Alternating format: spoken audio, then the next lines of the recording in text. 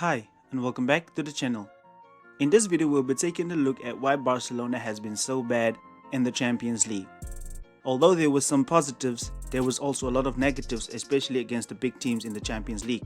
Stay tuned as we take a look at all the the main tactics that went wrong for Barcelona in the Champions League. But before we do, please do consider subscribing to the channel if you haven't, and also do drop a like and put your comment down below in the comment section. Let's get right into the video. Midfield superiority was really important for Inzaghi, but it was actually the wingbacks that made the difference. Not only were they able to keep the width, but Inter Milan would actually keep up with Barcelona within midfield a 3-on-3. So Barcelona actually was supposed to narrow down the midfield where they could actually overload the midfield, but instead they did want to take the risk of bringing out the likes of Jordi Alba to close down the wingbacks and actually take a risk by playing with a back three where they would actually still have numerical advantages. So instead, Xavi actually had the wingers go back to actually cover Inter Milan's wingbacks, which meant that the distances now became too much for Barcelona. In terms of a turnover, they had to cover very big distances in order to be a threat for Inter Milan. So they actually could keep hold of Barcelona's attacking midfielders as well. And at the same time, if they wanted numerical advantage, Busquets would have to be drawn out. But instead, they left Lewandowski alone, meaning that Inter Milan had at least 5 players to build up with.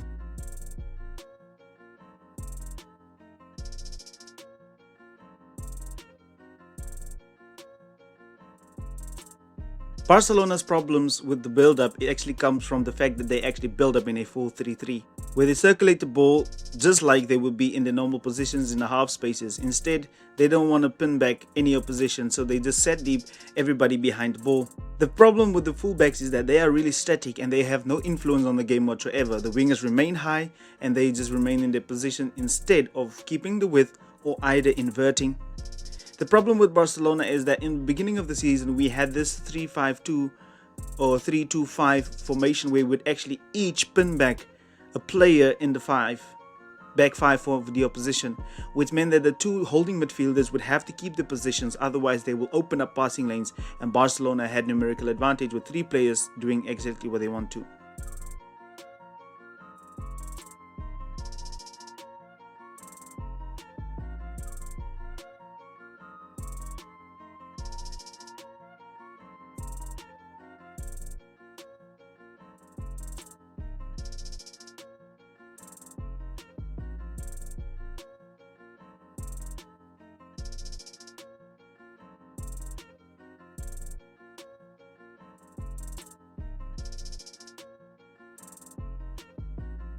Against Bayern Munich, the problem was actually our pressing game, which was really shameful.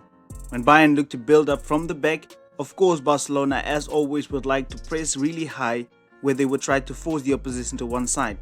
This is where Bayern Munich opened up lots and lots of spaces within the press of Barcelona, meaning that if they could connect the passes actually, they would open up acres of space for the Bayern Munich players to take advantage of, and it all usually takes one pass where they could destroy everybody.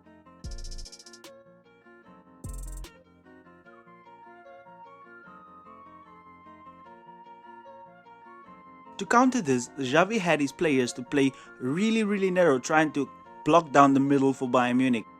But this didn't help Barcelona at all, because Barcelona was extremely stretched by playing players in behind, running them, because Barcelona actually played in the middle block later on. The spaces would still be able to be found because Barcelona had too much distance between each of the players. The problem was also this extremely high line that Barcelona played with the likes of Marcos Alonso and Gerard Piqué. This was the problem for Barcelona, as the likes of Sadio Mane would simply have a ball in behind, but you can counter this by letting your keeper play as a sweeper keeper. But this is also one of the mistakes from Xavi's side.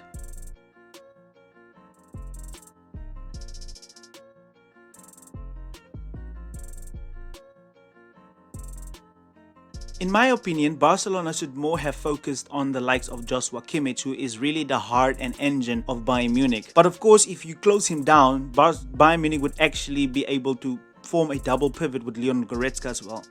But the 4-2-3-1 really narrow would actually have been the key to this success, where Barcelona can do what it normally does, waiting for the ball to go to one fullback, and then they would initiate their press.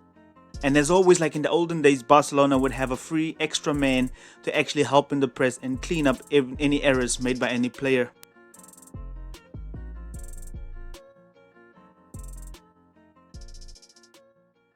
Again, however, in this game, the problem was the inverted winger once again, where Barcelona didn't have width constantly in the game.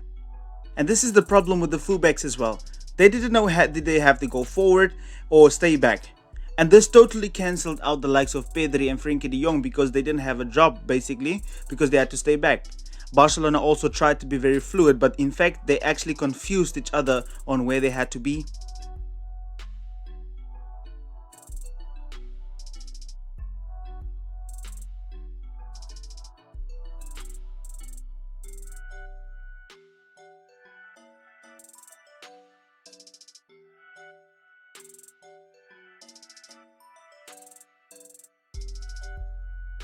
Barcelona also tried to have what looks like these triangles on either side of the pitch. But he had Sergio Busquets as a defensive midfielder, somebody you cannot cover the width. So you are going to disconnect your midfield from your defensive midfielder, and Barcelona was really static on those wingers.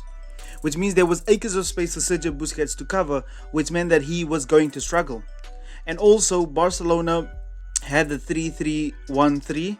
But actually, in my opinion, they should have gone for the 4-3-1-2, where the fullbacks would go forward and then also keep the width, and then the likes of Robert Lewandowski and Ferran Torres would actually be in the middle of the pitch. Now, we could use Ferran Torres in order to keep these guys narrow because of the two, and then the space in between the wingback and the centre back would actually open up a little bit more. Also, Gavi and Pedri could make turns to run into the space depending on what side we want to actually overload. And Ferran Torres' fantastic movements around this back line, this back five, could actually have benefited Barcelona with Robert Lewandowski actually pushing back their back line.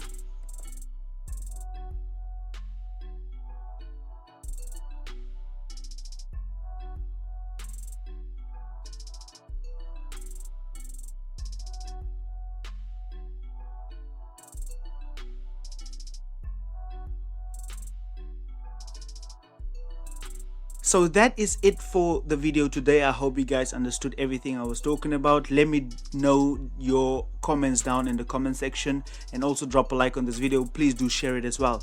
I just wanted to notify you guys that I will be dropping Barcelona content even though the World Cup is going on.